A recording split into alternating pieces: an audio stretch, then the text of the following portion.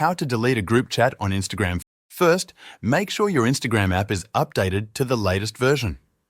Open the App Store or Google Play Store and check if an update is available. If you see an update button, tap on it and wait for the latest version to install. This ensures that you have access to all the new features. Open the Instagram app and make sure you're logged into your account. Tap on the message icon in the upper right corner of the screen. This will open your direct messages. Find and select the group chat you want to delete. Once you're inside the group chat, tap on the group name at the top of the screen. Scroll down to see the list of people. To remove members from the group, tap on the three dots next to each person's name and select Remove from Group.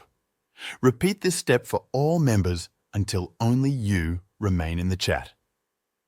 Now go back and tap on Leave Chat. After confirmation, the group chat will no longer be visible in your messages.